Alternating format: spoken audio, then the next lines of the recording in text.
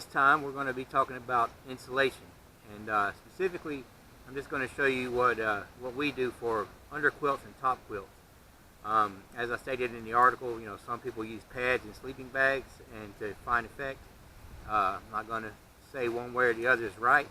I'm just going to tell you what we do, what works for us, and my opinion is that it's more comfortable. So we use top quilts and under quilts, and we actually purchased some down gear. And yes, it's very expensive, and we probably spent more on these top quilts and under quilts than we have on every other piece of camping gear that we have combined. But that's okay, because for a good night's sleep, it's sometimes it's expensive. So people spend a lot of money on beds and whatnot, mattresses, etc., in search of a good night's sleep. Well, it's no different. If you're going out in the wilds, if you want a really good night's sleep, then sometimes you have to sacrifice for it, and we did. So I'm going to show you how to set them up, how we set them up, and show you what we have, and talk a little bit about it, and hope you enjoy. Okay, you can see here I have my hammock set up.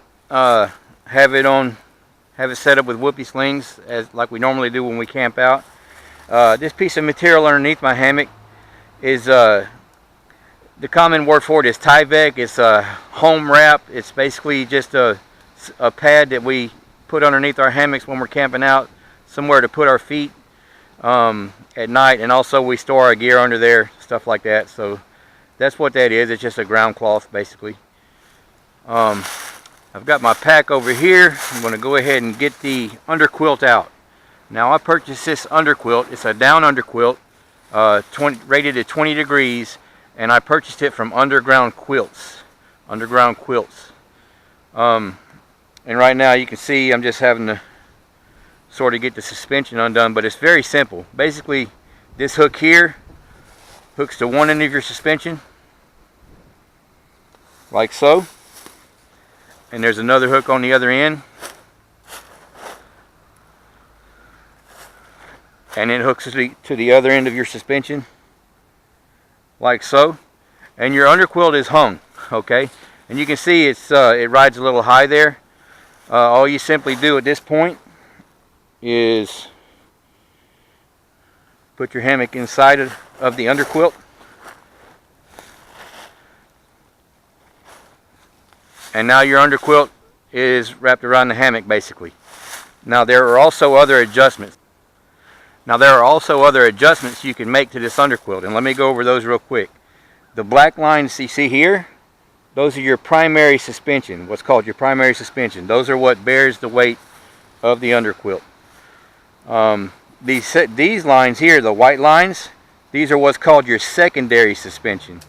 And basically what that does is it helps you center the underquilt on your hammock. You can see, I think it's pretty much centered. The way you sleep, you might want it further towards the head end, or you might want it further towards the foot end. It's all individual preference, and that's one of the things that's great about hammocking. Myself, I just want it centered like that, and I'll go from there. So the secondary suspension just keeps that in place, and it doesn't allow it to slide back and forth. Now right here we have what's called a draft collar. Now when it's cold outside, what you want to do is turn this draft collar in, and what that does is it keeps gaps from forming on the end of your underquilt, in between your underquilt and your hammock. It fills in those gaps, and that way you don't have cold air sifting down in through there. And it's the same on the other end. Turn the draft collar in, and it helps stop those gaps from forming. Now another solution for that, another adjustment for that, is what's called your end tensioner. So this little cord here, you just sort of cinch that up a little bit, and see how that cinches up here at the end of your hammock, because you don't want any drafts going down through there. That'll rob your heat, especially if it gets really cold out. This end, see how this end's hanging down here? There's a gap there. So I take the suspension the adjustment for that to tension the end up. And now once I'm in it, that'll nestle nicely up against there. So the underquilt is hung and it's ready for me to get into. All right, so I'm just gonna walk over here and get in the hammock like I normally would. All you do is spread it out just like you would if you were getting in it without the underquilt. The underquilt's on the bungee suspension, so it's not gonna stress it out any more than it needs to be. Have a seat.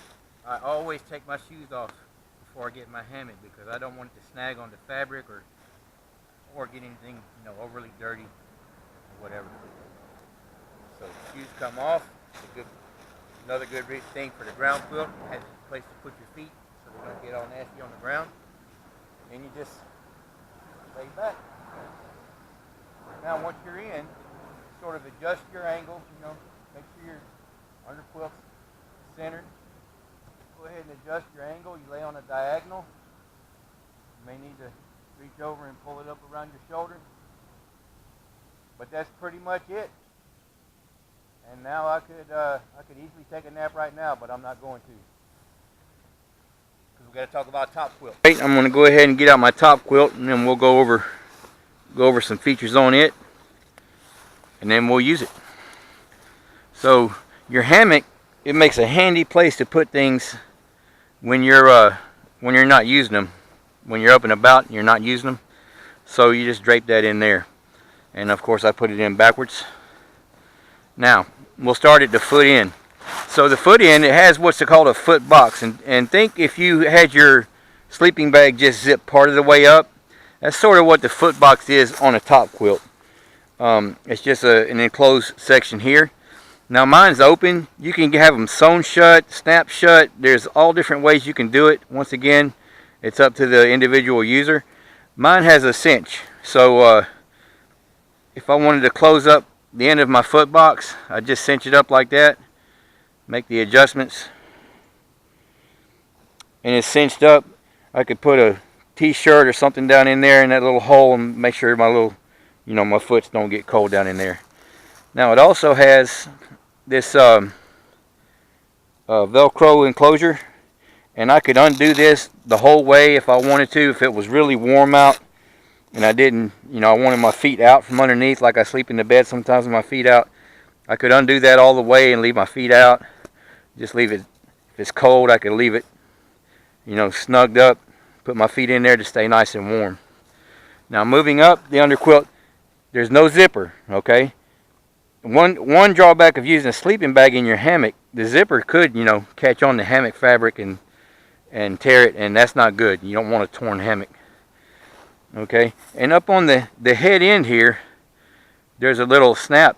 I could actually snap this behind my neck as I was, you know, after I went to bed, I snapped that behind my neck, and that keeps it all in place. You know, it keeps it from shifting around while if I shift around or whatever, it keeps it in place and it doesn't shift around. It stays, you know, keeps me covered well. So that's what that little snap's for. My top quilt I got from a vendor called Mid-Atlantic Mountain Works. Mid-Atlantic Mountain Works. I can't say enough good things about both of these vendors.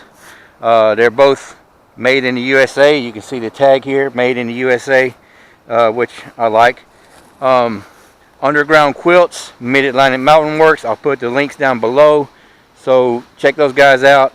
There are other vendors too. These are just the ones I happen to use. Hey guys, so yeah, I'm in the hammock. As you can see, I've got my top quilt on top. It's I've got my underquilt hung. And I'm going to tell you what, these are both rated, well, the top quilt is rated for 30 degrees, but I got overstuff in it, 2 ounces of overstuff, so that lowers that rating somewhat.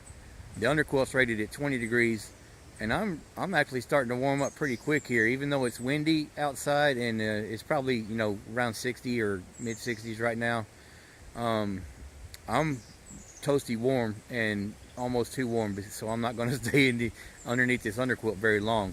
But let me show you just real quick the foot box, so my feet are, you know, are down in the foot box, and hopefully you can see that.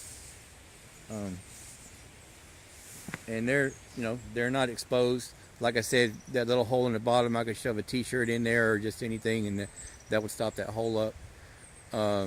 It's plenty long. I could put it over my face if I wanted to.